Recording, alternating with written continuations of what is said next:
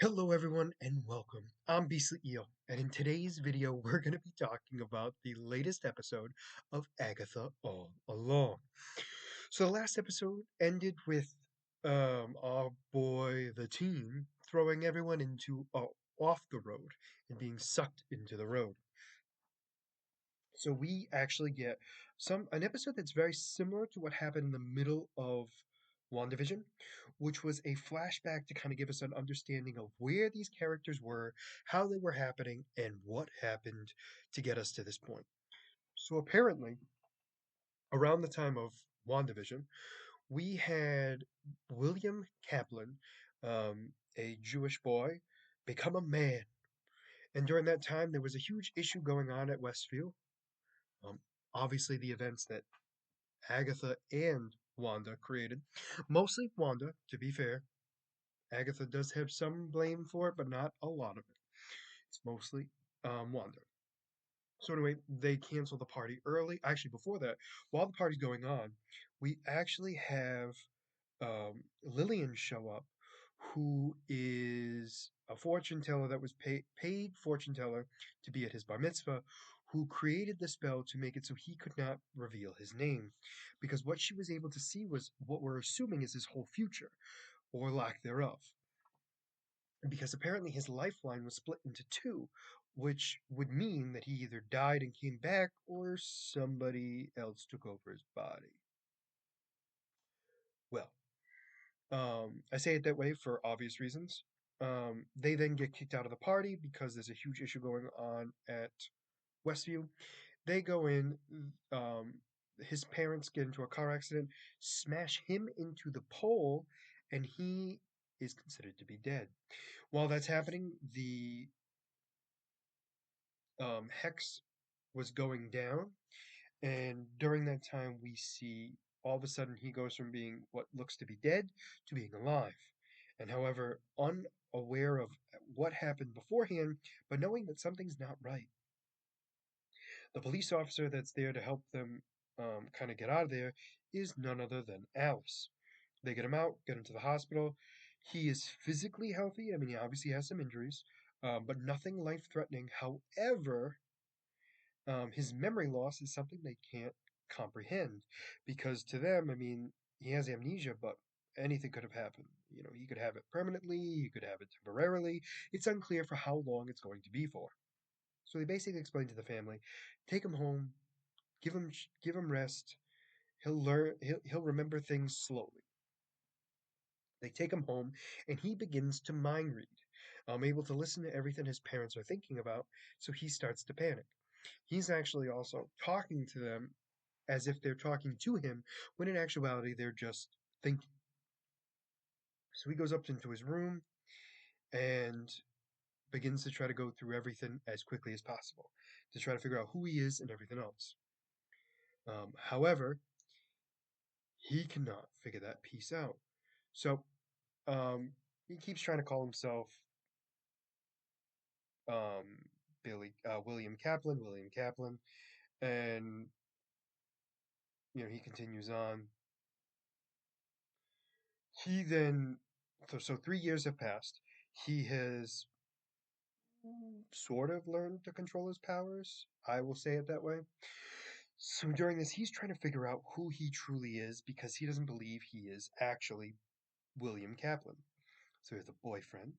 Um, they're making out all that stuff. He hears his boyfriend tell him he wants to tell him he loves him, but is too afraid to. Billy, spills the beans and is like, "Hey, I'm not who I think I am. I'm not Billy Kaplan, but I don't know truly who I am, but I know I'm just not him. And I've not been the same since that car accident. It was like I died and came back to life." So the boyfriend's kind of like, "Well, tell me who you actually are." So he brings him up to his room and basically shows him, like, he thinks something happened at Westview that made him different. So he has a meeting with some guy who has the worst screen name ever. Something like Jerk It or something like that, if I remember correctly. It was just something very stupid. So he goes and meets this guy in a parking garage, and his boyfriend's kind of like, "This is the dumbest idea ever," but he goes with him. They meet none other than Evan Peterson's.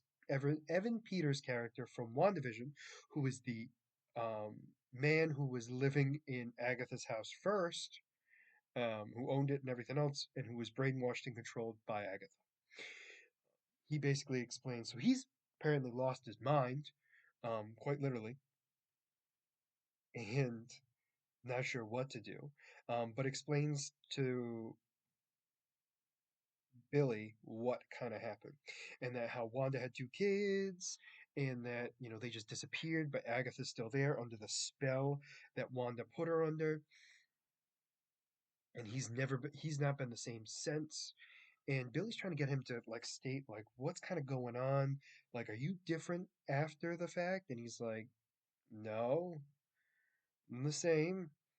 I'm just irritated, mad, and feeling like I wasn't in control of myself. Um, So Billy got answers, but also at the same time not. So we also found out that Agatha was still at Westview. And basically this guy's giving him the warning, like, hey, do not go um to deal with Agatha because she is crazy and she will ruin you. Oh, and I forgot to mention too, like during the time he was telling his boyfriend about everything, a YouTube video came up with Jennifer basically boasting about her products. It wasn't very important, but I wanted to make that clear. So anyway, now we have the idea of him figuring out what's happening. And he goes, he leaves his boyfriend there. He goes upstairs to do homework, and realizes that Wanda's dead. Vision is most likely in pieces because of Sword, and his brother's missing, and he must be Billy Maximoff. So he now tries to figure out what he's going to do. So then he goes over to Westview to speak with Agatha. We get to see from reality's point of view of what happened with him introducing himself to her. So that's when we kind of see like the joking go back and forth. He does a spell to break her out. She ties him up. She lets him out. They do all that stuff. They do a quick flash of everything that's happened so far, and he's now back on the road, getting ready to move on. And that's when Agatha pulls herself out of the ground and on back onto the road. She then verbally attacks him, basically stating like you are a killer, blah blah blah, and I know who you are. And he crushes the device or the piece of wood that was used to conceal him, and he was able to express his name now. And she's like, Billy, and he's like, you know who I am now? Yeah. He goes, I'm Billy Maximoff. She goes, he's like, how long have you known? She goes, I had a feeling from the get-go. However, she knew for sure um, when he did his big kaboom. Um, so she expresses that they're going to finish the road together, and he's like, I don't need you. I've already proven I have the power. And Agatha's like, so if you already have the power, which you clearly do, why do you want the road? And she knew right away because if I'll say it this way, I don't think she knew from the get go. However, after he did what he did, she then figured out exactly what he wanted from the road, which is his brother. Because she knows he doesn't want his mother, who left him, and his father's in pieces, so he's not useful. And so what he would really want is his brother. And he's like, so what if I do? And so the two of them decide that they're going to walk the road together. However, he explains to her that he doesn't trust her, doesn't trust anything about her, and he means it. She's like, fine, fine, let's finish this together. And the episode ends with the two of them walking back on the road, with the assumption being that both Lillian and Jennifer are dead in the road, off the road. And that, my friends, was the episode. So we're definitely going to be getting another trial next week, for sure. There's only one episode left before the two-episode finale the following week. So I don't think anything like, let me rephrase it this way. I think there's going to be a big build-up in the next episode. We're most likely going to be getting another trial and potentially finding out what happened to the Green Witch because she still was nowhere to be found during this episode whatsoever. So I'm very curious to see where that goes. Overall, this episode was very informative, and I thought it was actually pretty good. So let me know what you guys thought about this episode down in the comments. Did you like it? Did you not? And why? And as always, if you like the content you see, please make sure to like and subscribe down below. Other than that, this is going to be Beastly Eel signing out. Have a great night. Bye-bye.